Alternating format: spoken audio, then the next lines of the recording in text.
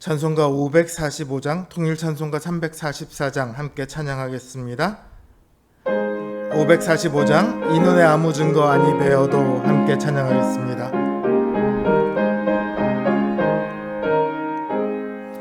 이 눈에 아무 증거 아니 베어도 믿음만을 가지고 선을 걸으며 이 귀에 아무 소리 아니 들려도 하나님의 약속 위에 서리라.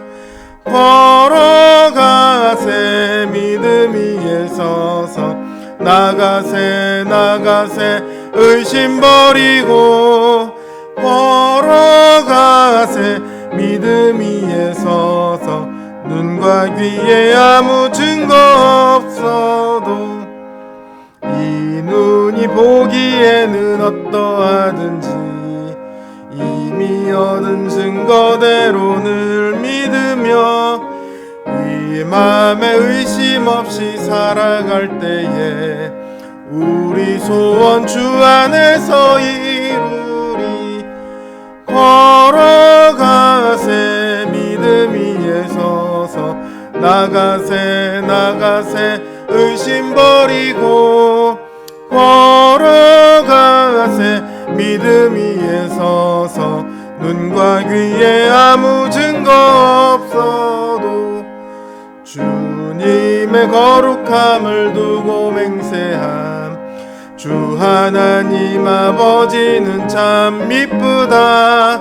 그 귀한 모든 약속 믿는 자에게 능치 못할 무슨 일이 있을까. 걸어가세 믿음 위에 서서 나가세 의심 버리고 걸어가세 믿음 위에 서서 눈과 귀에 아무 증거 없어도 546장 통일찬송가 399장입니다. 546장 주님 약속하신 말씀 위에서 찬양하겠습니다.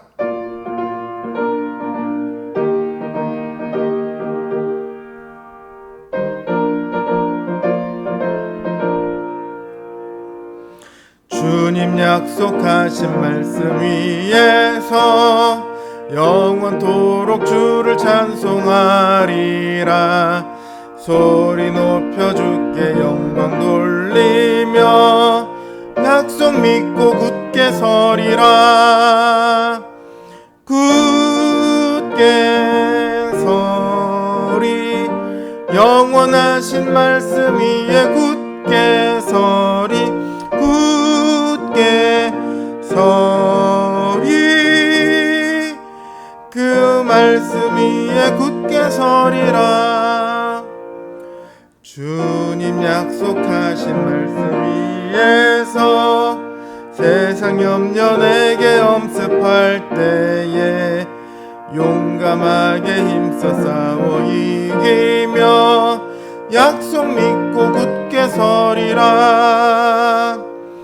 굳게 서리 영원하신 말씀 위에 굳게 서리. 굳게 서리 그 말씀 위에 굳게 서리라. 주님 약속하신 말씀 위에서 영원하신 주의 사랑이 믿고 성령으로 힘써서 이기며 약속 믿고 굳게 서리라.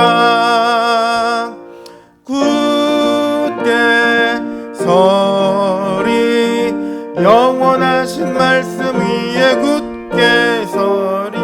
굳게 서리 그 말씀 위에 굳게 서리라. 주님 약속하신 말씀 위에서 성령 인도하는 대로 행하며 주님 품에 항상 안식 얻으며 약속 믿고 굳게 서리라. 굳게 서리. 영원하신 말씀 위에 굳게 서리. 굳게 서리. 그 말씀 위에 굳게 서리라. 기도하겠습니다. 우리의 연약함을 주께서 아십니다. 우리의 믿음이 이 현실 앞에서 얼마나 약하고 무너지기 쉬운지 저희가 또한 압니다. 그래서 주님께 나아와 매달립니다. 주님의 도우심을 바랍니다. 우리가 이 시간 주님 앞에 나아와 주님만이 우리의 힘과 능력이시며 우리의 소망이심을 고백합니다. 주님, 우리를 붙들어 주시옵소서. 이 현실의 앞에서 우리의 믿음이 무너지지 않도록 우리를 붙들어 주시옵소서. 우리의 믿음이 이 현실을 이길 수 있도록 우리를 도와주시옵소서. 이 시간도 주님 앞에 그 선하신 인도하심을 바라고 기도하오니 주님 응답하여 주시옵소서. 예수님의 이름으로 기도드립니다. 아멘. 하나님 주신 말씀 열왕기상 18장 16절에서 24절 말씀입니다. 열왕기상 18장 16절에서 24절 말씀, 제 성경 기준으로 구약성경 547면에 있습니다. 열왕기상 18장 16절에서 24절 말씀 제가 받들어 읽겠습니다. 오바댜가 가서 아합을 만나 그에게 말하매 아합이 엘리야를 만나러 가다가 엘리야를 볼 때에 아합이 그에게 이르되 이스라엘을 괴롭게 하는 자여 너냐? 그가 대답하되 내가 이스라엘을 괴롭게 한 것이 아니라 당신과 당신의 아버지의 집이 괴롭게 하였으니 이는 여호와의 명령을 버렸고 당신이 바알들을 따랐음이라. 그런즉 사람을 보내 온 이스라엘과 이세벨의 상에서 먹는 바알의 선지자 450명과 아세라의 선지자 400명을 갈멜산으로 모아 내게로 나아오게 하소서. 아합이 이에 이스라엘의 모든 자손에게로 사람을 보내 선지자들을 갈멜산으로 모으니라. 엘리야가 모든 백성에게 가까이 나아가 이르되 너희가 어느 때까지 둘 사이에서 머뭇머뭇하려느냐? 여호와가 만일 하나님이면 그를 따르고 바알이 만일 하나님이면 그를 따를지라 하니 백성이 말 한마디도 대답하지 아니하는지라. 엘리야가 백성에게 이르되 여호와의 선지자는 나만 홀로 남았으나 바알의 선지자는 450명이로다. 그런즉 송아지 둘을 우리에게 가져오게 하고 그들은 송아지 한 마리를 택하여 각을 떠서 나무 위에 놓고 불은 붙이지 말며 나도 송아지 한 마리를 잡아 나무 위에 놓고 불은 붙이지 않고 너희는 너희 신의 이름을 부르라. 나는 여호와의 이름을 부르리니 이에 불로 응답하는 신 그가 하나님이니라. 백성이 다 대답하되 그 말이 옳도다 하니라. 신앙생활을 하다 보면 정말 하나님께서 그렇게 해 주실까? 이 문제를 해결해 주실까? 싶을 때가 있습니다. 의심이 들죠. 하나님의 약속에 대한 신뢰가 충분하지 못해서 그렇습니다. 한마디로 믿음이 약한 거죠. 그러나 믿음이 약한 것이 죄가 되지는 않습니다. 그래서 하나님께서는 기드온이 하나님을 시험하는데도 기드온에게 화를 내거나 벌하시지 않습니다.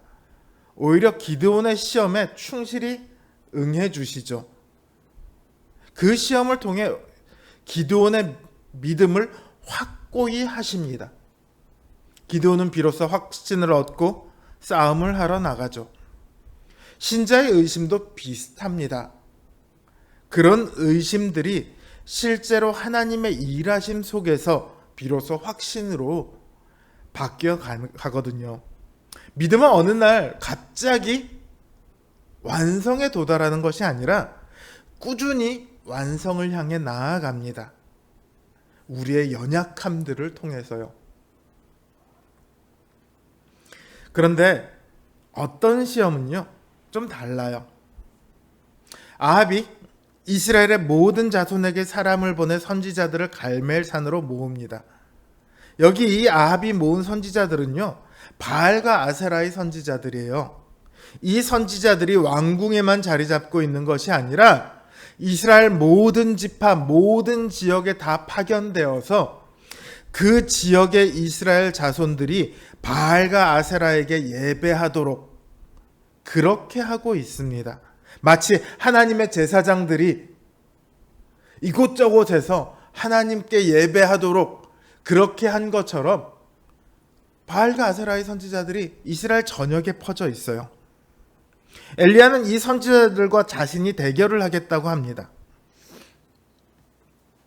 그래서 불로 응답하는 신이 진짜 하나님이 아니겠느냐, 이렇게 하니까 백성들이 옳도다 말을 합니다.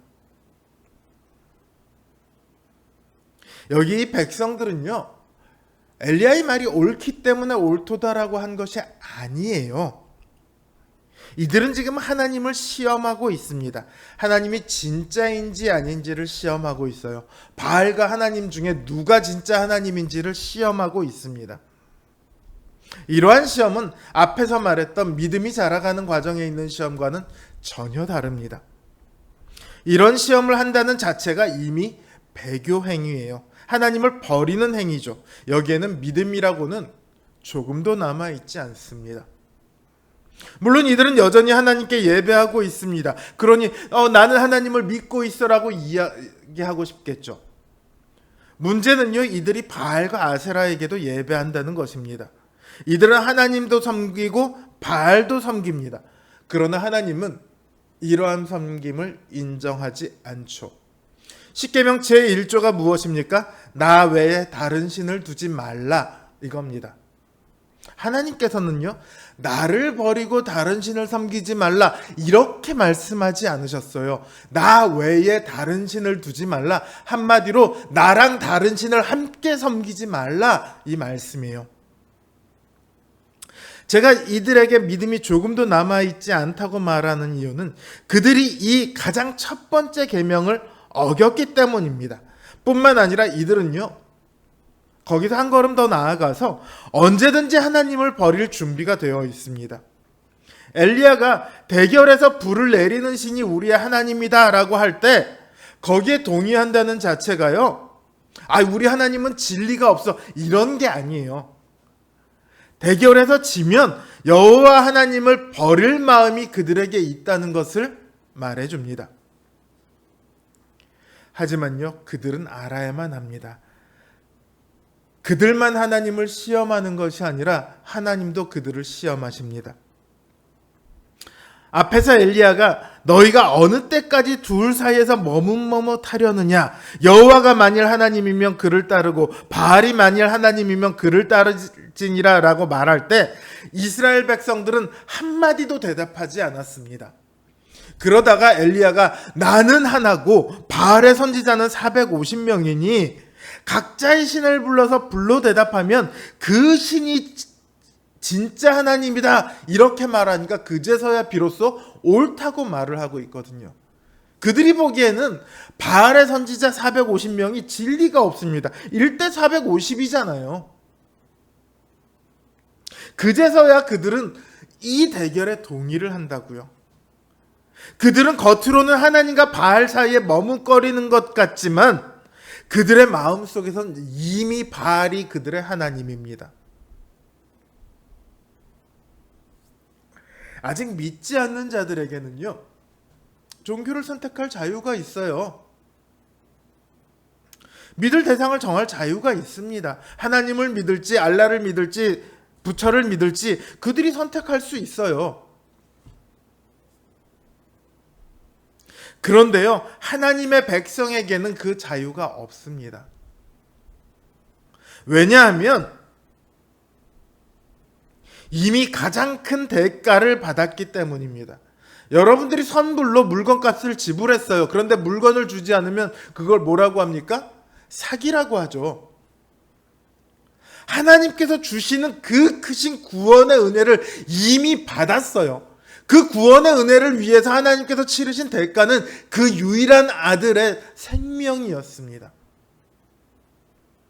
그래 놓고 그 은혜를 받아 놓고 나중에 와서 나는 내 하나님을 선택할 권리가 있어. 나는 내 믿음의 대상을 내가 선택할 거야 라고 말한다면 그 벌이 믿지 않는 자들에 대해서 비해서 훨씬 더 중하지 않겠습니까? 이스라엘이 하나님을 버리면요, 그들은 자신들이 아끼던 그 재산도 안락한 집도 풍요를 주던 땅도 다 잃고 이곳저곳으로 노예로 끌려다니게 될 뿐입니다. 제가 가끔 상담이라고 하긴 좀 그렇고 이렇게 대화를 나누다 보면요, 자신의 죄 때문에 하나님께 나아오기를 주저하는 분들이 있습니다. 포장이야 뭐 그럴듯하게 하죠. 죄가 너무 많아서 하나님 앞에 차마 죄송스러워서 못 가겠어요. 죄의 문제는 오직 하나님 앞에서만 해결할 수 있거든요. 다른 어디서 죄의 문제를 해결할 수 있겠습니까? 죄 때문에 하나님 앞에 나오는 것이 뜸해진다는 이야기는요, 죄 가운데 주저앉고 있다는 말입니다. 그러다가 하나님을 떠나 완전한 죄의 노예가 되곤 하죠. 왜 이러냐 하면 자신이 행하고 있는 그 죄가 좋아서 그래요. 그 죄를 떠나기 싫어서 그렇습니다. 그 죄가 하나님보다 더 좋아서 결국은 그 죄를 선택하는 거예요. 어떤 분들은 또 다른 핑계를 대시죠. 현실의 문제들에 하나님이 도와주지 않아서 하나님을 안 찾는다, 이렇게 말합니다. 어떤 분들은 성경에도 없는 11조 때문에 교회를 떠난다고 말합니다. 어떤 분들은 목사가 말하고 행동하는 것이 마음에 안 들어서 교회를 안 나간다고 합니다. 그런데요, 어떤 핑계를 대더라도요, 하나님을 더 이상 찾지 않는다면 사실은 하나님보다 더 좋아하는 게 있어서 그런 거예요. 하나님보다 더 좋아하는 게 있어서 하나님을 시험하는 거예요. 하나님을 시험한 적이 없다고요? 하나님과 더불어 다른 것을 섬기는 자체가 시험이에요. 여기 오늘 본문에 나온 이스라엘의 모습이 그렇잖아요. 믿음이 약한 것이요, 문제되지 않습니다. 죄 짓는 거요, 죄 안 짓는 사람이 어디 있습니까? 그것 역시 하나님 앞에 나오는데 장애가 되지 않습니다. 오히려 그런 것들은 하나님 앞에 나와야 해결되는 문제들입니다.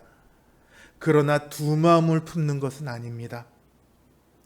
두 마음을 품는 것은 하나님 이외에 다른 신을 두는 겁니다.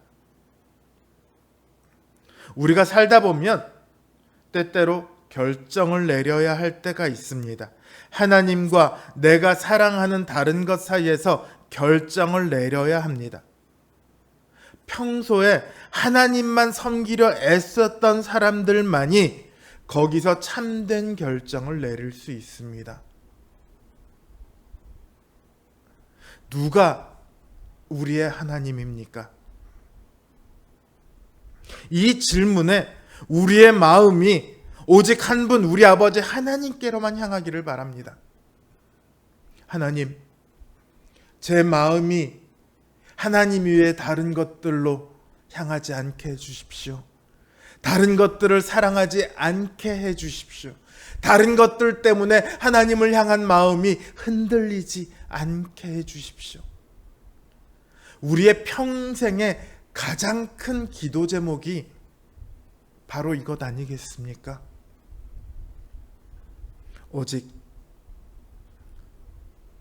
우리를 구원하신 그 아버지 하나님만이